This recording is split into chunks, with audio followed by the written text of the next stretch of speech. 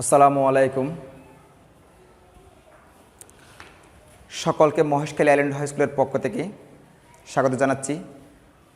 আমি তারেকুল ইসলাম, সহকারী শিক্ষক, বিজ্ঞান, মহেশখালী আইল্যান্ড হাই স্কুল। প্রিয় শিক্ষার্থীবৃন্দ, আশা করি তোমরা তোমাদের পরিবার পরিজন নিয়ে নিশ্চয়ই ভালো আছো, সুস্থ আছো এবং বাসায় নিরাপদে আছো। প্রিয় শিক্ষার্থীবৃন্দ, আজকে আমি নবম ভোকেশনাল শাখার রসায়নের সপ্তম অধ্যায় নিয়ে আলোচনা করব। প্রিয় শিক্ষার্থীবৃন্দ, তোমরা রসায়নের সপ্তম অধ্যায় রাসায়নিক বিক্রিয়া এই অধ্যায়টা তোমরা নিশ্চয়ই বাসায় পড়ছ। এই অধ্যায় অর্থাৎ রাসায়নিক বিক্রিয়া অধ্যায়টি অষ্টম শ্রেণীতে আমরা আলোচনা করছিলাম। তোমরা অষ্টম শ্রেণীতে এই অধ্যায় নিয়ে পড়ালেখা করছো, নিশ্চয়ই তোমাদের অনেক ধারণা থাকবে। প্রিয় শিক্ষার্থী বন্ধুরা, সপ্তম অধ্যায়ের রাসায়নিক বিক্রিয়ার কিছু গুরুত্বপূর্ণ টপিকস আজকে আমরা আলোচনা করব। তাহলে চলো আমরা ক্লাসে ফিরে যাই। আজকে সপ্তম অধ্যায়ের রাসায়নিক বিক্রিয়া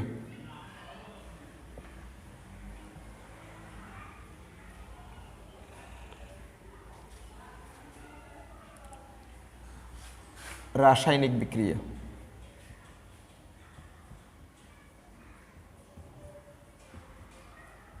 বিক্রিয়া রাসায়নিক বিক্রিয়া নিয়ে আলোচনা করব। প্রিয় শিক্ষার্থী বন্ধুরা, প্রতিদিন আমাদের চারপাশে অনেক কিছু পরিবর্তন হচ্ছে।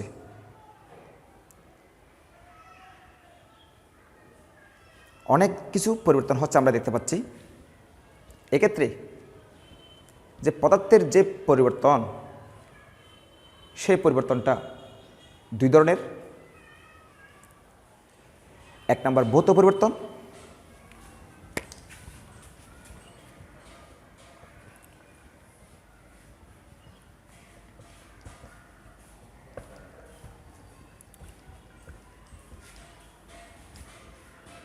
ভৌত পরিবর্তন যাকে আমরা ইংরেজিতে বলি ফিজিক্যাল চেঞ্জ। দুই নম্বর রাসায়নিক পরিবর্তন,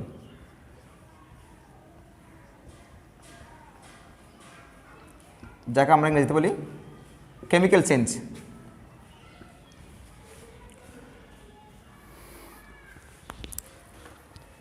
প্রিয় শিক্ষার্থী বন্ধুরা, ভৌত পরিবর্তন ফিজিক্যাল চেঞ্জ, একই পদার্থের যে অবস্থার পরিবর্তন হওয়াকে আমরা বলি ভৌত পরিবর্তন। পদার্থ একই, তার অবস্থার পরিবর্তন হবে যাকে আমরা বলি ভৌত পরিবর্তন। অর্থাৎ ভৌত পরিবর্তনের ক্ষেত্রে যদি আমরা চিন্তা করি, পানির সংকেত, আমরা যখন এটাকে এস দেব তখন এটা হবে চলিত বা কঠিন পদার্থ। যখন এটাকে আমরা এল দেব তো লিকুইড তরল পদার্থ। যখন এই পানিকে যখন আমরা জি দেব তখন এটা জলীয় বাষ্প অর্থাৎ গ্যাসীয় পদার্থ। একই পদার্থ ভিন্ন ভিন্ন অবস্থায় থাকে, কখনো কঠিন, কখনো তরল, কখনো জলীয় বাষ্পাকার থাকে। তাহলে এটাকে বলবো যে আমরা ভৌত পরিবর্তন, একই পদার্থের ভিন্ন অবস্থায় পরিণত হওয়া। আর রাসায়নিক পরিবর্তন হচ্ছে যে সম্পূর্ণ ভিন্নধর্মী নতুন পদার্থ তৈরি করবে। এক্ষেত্রে রাসায়নিকভাবে বিক্রিয়া করে ভিন্ন ভিন্ন ধরনের যৌগ তৈরি করবে। যেমন আমরা বাসা বাড়িতে রান্নার কাজে আমরা গ্যাস পোড়াই, এখানে মিথেন গ্যাস যেটা আমরা জ্বালানি হিসেবে ব্যবহার করি, এই মিথেন গ্যাস অক্সিজেনের উপস্থিতি পুড়িয়ে আমরা বিভিন্ন ধরনের প্রয়োজনীয় উপাদান উৎপন্ন করি। তাহলে এখানে রাসায়নিক পরিবর্তনের ক্ষেত্রে ভিন্নধর্মী নতুন পদার্থ উৎপন্ন করবে।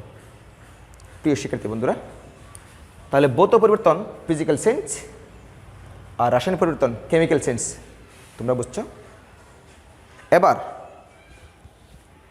রাসায়নিক বিক্রিয়ার গুরুত্বপূর্ণ একটা টপিকস শ্রেণীবিভাগ। রাসায়নিক বিক্রিয়ার শ্রেণীবিভাগ নিয়ে আলোচনা করবো এখন।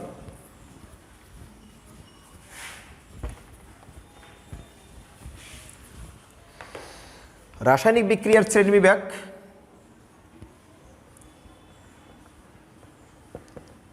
অর্থাৎ ক্লাসিফিকেশন অফ কেমিক্যাল রিঅ্যাকশন।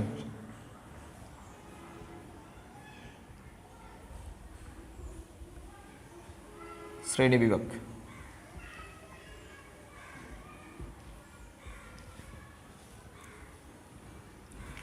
প্রিয় শিক্ষার্থী বন্ধুরা, দিক অনুসারে রাসায়নিক বিক্রিয়া দুই প্রকার।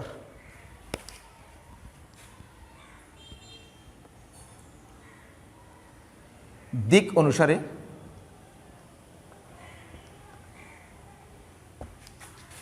রাসায়নিক বিক্রিয়া দুই প্রকার, যথা একমুখী বিক্রিয়া।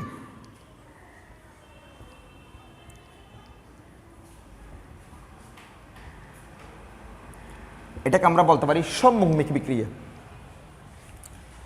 দুই, উভমুখী বিক্রিয়া।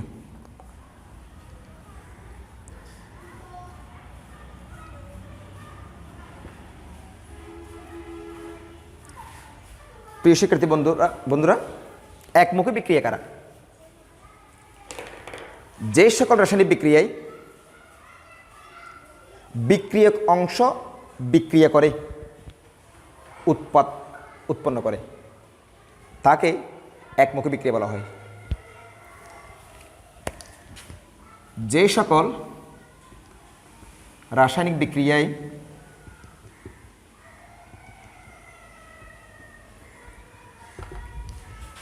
বিক্রিয়ক অংশ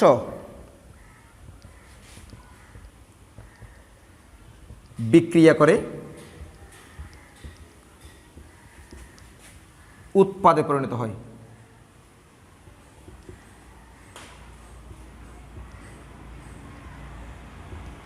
তাকে একমুখী বিক্রিয়া বলা হয়।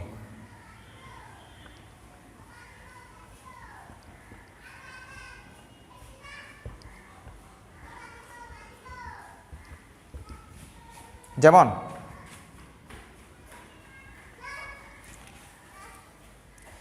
ক্যালসিয়াম কার্বনেট বা চুনাপাথরকে তাপ দিলে ক্যালসিয়াম অক্সাইড চুন প্লাস কার্বন ডাইঅক্সাইড গ্যাস উৎপন্ন হবে। খোলা পাত্রে এই কার্বন ডাইঅক্সাইড গ্যাস উড়ে চলে যাবে। প্রিয় শিক্ষার্থী বন্ধুরা, একমুখী বিক্রিয়া যে সকল রাসায়নিক বিক্রিয়ায় বিক্রিয়ক অংশ বিক্রিয়া করে উৎপাদে পরিণত হয়, আবার উৎপাদ বিক্রিয়াকে পরিণত হয় না, তাকে একমুখী বিক্রিয়া বলা হয়। আমরা যদি সংক্ষেপে বলি, যে সকল রাসায়নিক বিক্রিয়া সম্মুখ দিক থেকে বিক্রিয়া সংঘটিত করে তাকে সম্মুখমুখী বিক্রিয়া বলা হয়। এক্ষেত্রে ক্যালসিয়াম কার্বনেট বা চুনাপাথরকে তাপ দিলে এটি বিয়োজিত হয়ে যাবে, ক্যালসিয়াম অক্সাইড চুন এবং কার্বন ডাইঅক্সাইড গ্যাস উৎপন্ন হবে। এখানে কার্বন ডাইঅক্সাইড গ্যাসটা খোলা পাত্রে যদি রাখা হয় তাহলে এটা উড়ে চলে যাবে, আর এই উৎপাদ থেকে বিক্রিয়াকে পরিণত হবে না, তাকে আমরা বলি একমুখী বিক্রিয়া। এবার উভমুখী বিক্রিয়া, যে সকল রাসায়নিক বিক্রিয়ায় বিক্রিয়ক অংশ বিক্রিয়া করে উৎপাদে পরিণত হবে, আবার উৎপাদ অংশ বিক্রিয়া করে বিক্রিয়াকে পরিণত হবে, তাকে বলি আমরা উভমুখী বিক্রিয়া। যে সকল রাসায়নিক বিক্রিয়ায়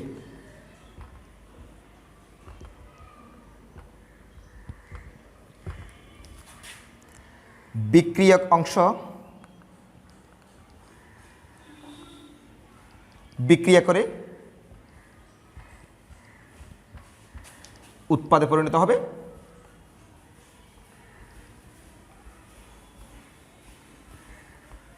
আবার উৎপাদ অংশ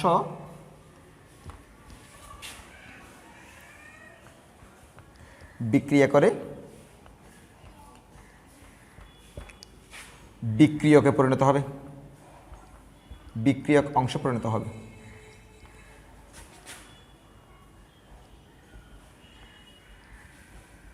তাকে উভমুখী বিক্রিয়া বলা হয়।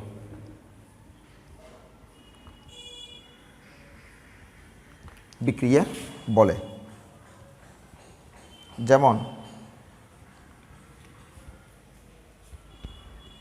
হাইড্রোজেন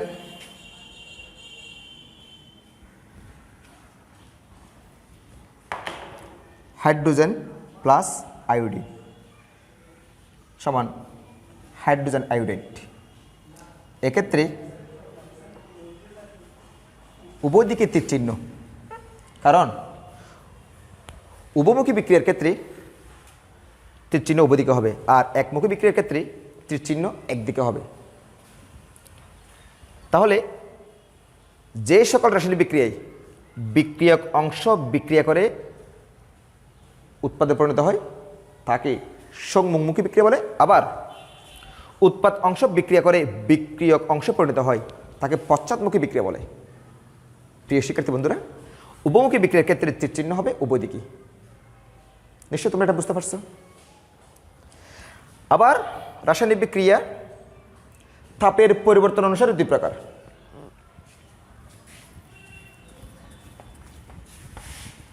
তাপের পরিবর্তন অনুসারে দুই প্রকার।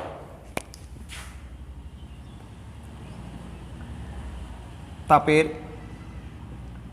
পরিবর্তন অনুসারে রাসায়নিক বিক্রিয়া দুই প্রকার, যথা এক তাপোৎপাদী বিক্রিয়া,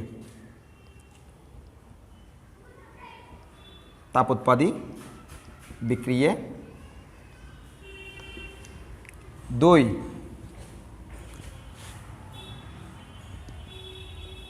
তাপহারে বিক্রিয়া।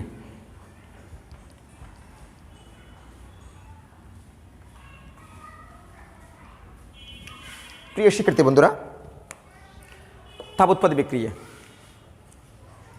যে সকল রাসায়নিক বিক্রিয়ায় তাপের উৎপন্ন হয় তাকে তাপোৎপাদী বিক্রিয়া বলা হয়।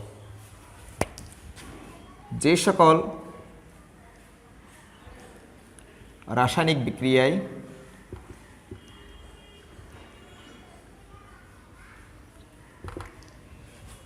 তাপ উৎপন্ন করে তাকে তাপোৎপাদী বিক্রিয়া বলে।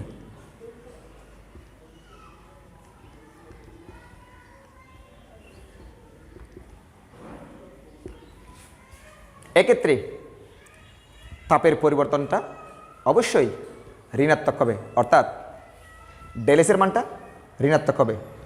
যেমন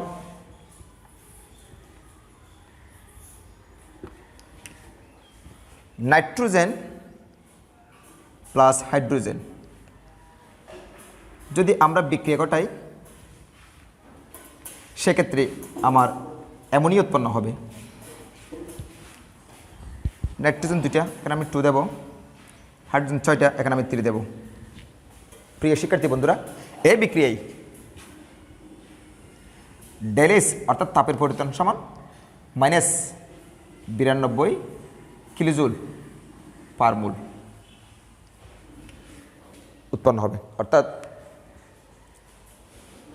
উৎপাদ উৎপন্ন করার জন্য বিক্রিয়ক বিক্রিয়া করে যে পরিমাণ তাপের প্রয়োজন হয় ওই তাপ ব্যবহার করার পরেও আরও অতিরিক্ত তাপ উৎপন্ন হবে, তাকে আমরা বলবো তাপ উৎপাদী বিক্রিয়া। এক্ষেত্রে ডেলেসের মান অবশ্যই ঋণাত্মক হবে। প্রিয় শিক্ষার্থী বন্ধুরা, তাপহারী বিক্রিয়া, যে সকল রাসায়নিক বিক্রিয়ায় তাপের শোষণ ঘটে তাকে তাপহারী বিক্রিয়া বলে। যে সকল রাসায়নিক বিক্রিয়ায় তাপের শোষণ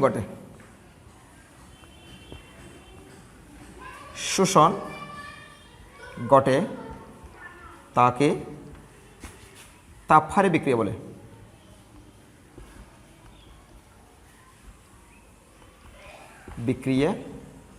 বলে। যেমন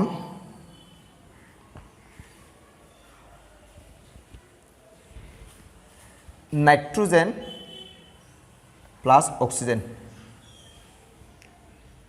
নাইট্রাস অক্সাইড। এক্ষেত্রে ডেলেসের মান প্লাস 180 কিলোজুল তাপ পার মোল শোষণ করবে।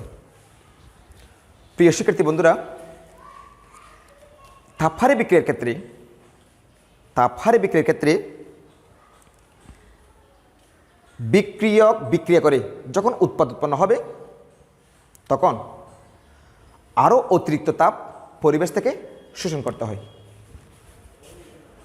এই বিক্রিয়াটি উৎপাদ উৎপন্ন করার জন্য আরও 180 কিলোজুল তাপ পরিবেশ থেকে শোষণ করবে।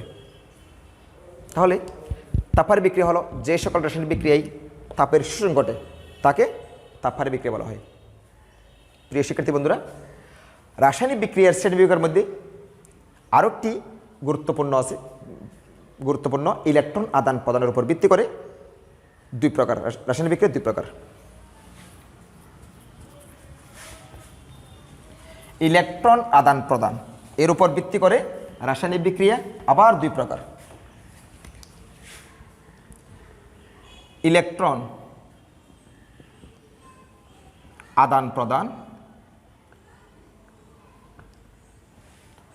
এর উপর ভিত্তি করে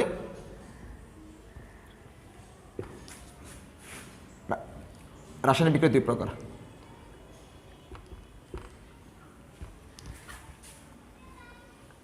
বিক্রিয়া দুই প্রকার, যথা 1 নাম্বার জারণ বিজারণ বিক্রিয়া। জারণ বিজারণ বিক্রিয়া অর্থাৎ রেডক্স বিক্রিয়া, রেডক্স রিঅ্যাকশন।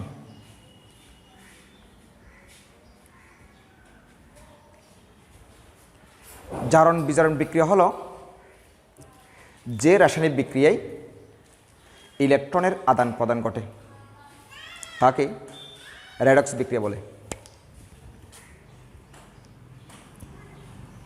যে সকল রাসায়নিক বিক্রিয়ায়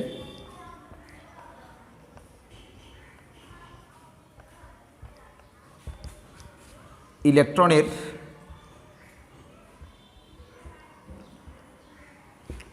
আদান প্রদান ঘটে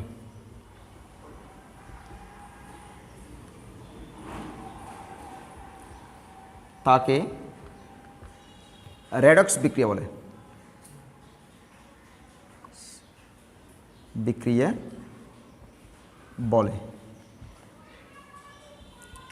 রেডক্স অর্থাৎ জারণ বিজারণ। যেমন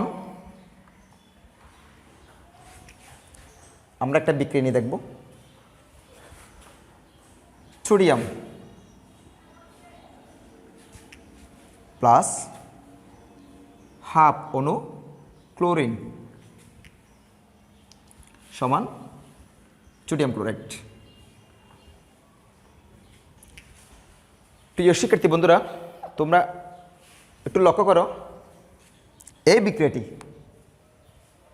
একটি জারণ বিজারণ বিক্রিয়া, কারণ এই বিক্রিয়ায় বিক্রিয়ক অংশে একটি ইলেকট্রন ত্যাগ করবে, অপর বিক্রিয়ক সেই ত্যাগকৃত ইলেকট্রন গ্রহণ করবে। এই বিক্রিয়ায় সোডিয়াম একটি মুক্ত মৌল। আমরা জানি সকল মুক্ত মৌলের জারণ মান 0। সোডিয়ামের এখানে জারণ মান 0। এই 0 এটা বেড়ে এখানে +1-এ পরিণত হলো। পূর্বে সোডিয়ামের জারণ মান কত ছিল? 0। এখন এই সোডিয়াম ক্লোরাইড যোগে সোডিয়ামের জারণ মান +1-এ পরিণত হলো। জারণ মান অবশ্য বৃদ্ধি পেয়েছে, তাহলে সোডিয়াম ইলেকট্রন ত্যাগ করছে, জারিত হয়েছে, জারণ বিক্রিয়া সম্পন্ন করছে। এটা জারণ বিক্রিয়া।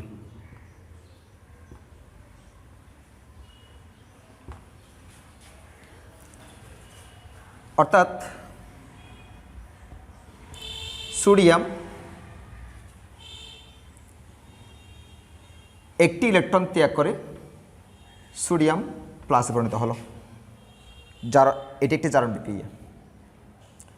অন্যদিকে ক্লোরিন এর জারণ মান বিক্রিয়ক অংশে 0 ছিল, কারণ এটা মুক্ত মৌল, এটার জারণ মান 0। 0 থেকে এটি -1-এ পরিণত হলো। অর্থাৎ পূর্বে 0 ছিল, এখন -1-এ পরিণত হলো, জারণ মান হ্রাস পেল, অর্থাৎ বিজারণ বিক্রিয়া সম্পন্ন হলো। এক্ষেত্রে সোডিয়াম ইলেকট্রন ত্যাগ করলো আর ক্লোরিন ইলেকট্রন গ্রহণ করলো। অর্থাৎ ক্লোরিন ত্যাগকৃত ইলেকট্রনটি গ্রহণ করে ক্লোরিন -এ পরিণত হলো।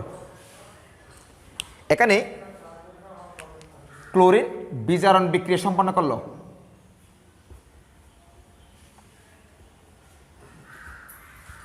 অর্থাৎ এটি জারণ বিক্রিয়া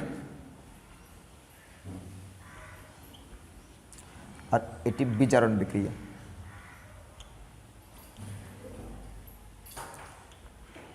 প্রিয় শিক্ষার্থী বন্ধুরা, একটি রাসায়নিক বিক্রিয়ায় অর্থাৎ জারণ বিজারণ বিক্রিয়ায় বিক্রিয়ক অংশে একটি বিক্রিয়ক ইলেকট্রন ছেড়ে দিয়ে জারিত হবে, জারণ বিক্রিয়া সম্পন্ন করবে। এটাকে বলবো আমরা অর্ধ জারণ বিক্রিয়া। আবার অন্য একটি বিক্রিয়ক ইলেকট্রন গ্রহণ করে বিজারণ বিক্রিয়া সম্পন্ন করবে, এটাকে বলবো আমরা অর্ধ বিজারণ বিক্রিয়া।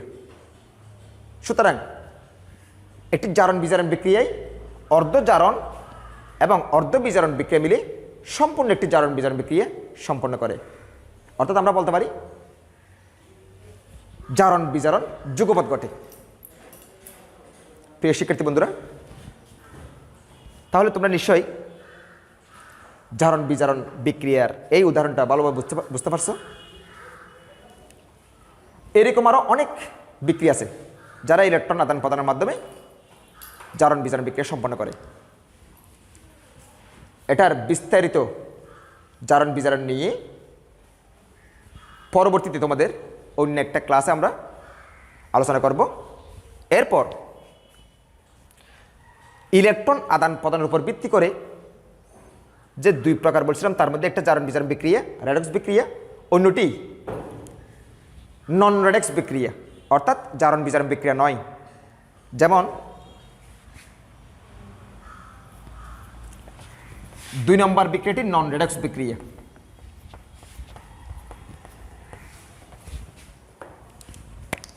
দুই নাম্বার নন রেডক্স রিঅ্যাকশন অর্থাৎ জারণ বিজারণ বিক্রিয়া নয়। যে সকল রাসায়নিক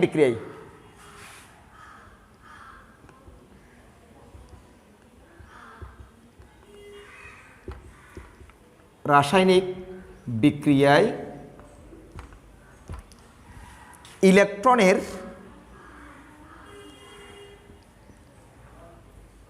আদান প্রদান ঘটে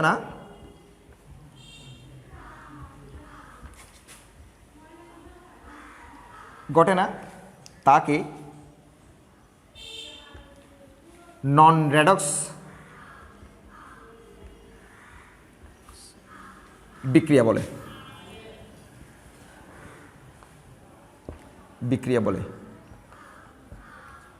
প্রিয় শিক্ষার্থী বন্ধুরা,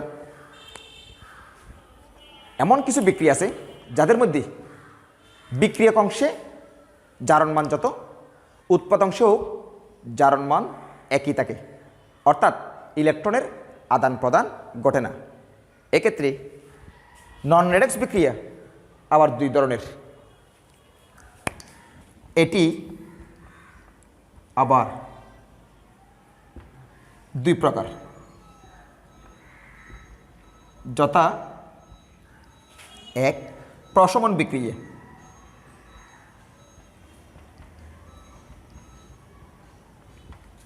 দুই অদেক্ষেপ বিক্রিয়া।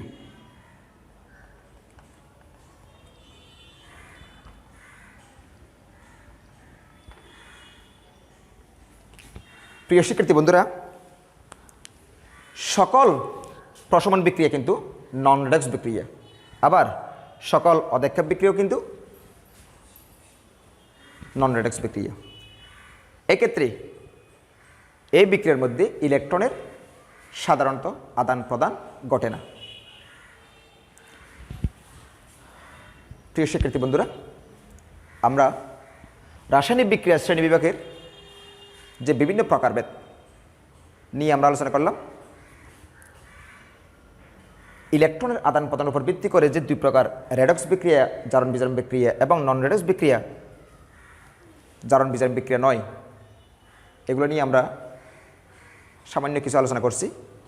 আগামীতে তোমাদের সামনে শুধু জারণ বিজারণ বিক্রিয়া নিয়ে আলাদা একটা ক্লাস আমরা নেব, তখন বিস্তারিত তোমাদের সামনে আলোচনা করব।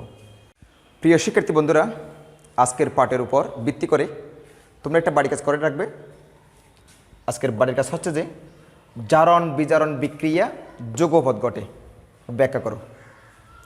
এই বাড়ি কাজটি তোমরা করবে।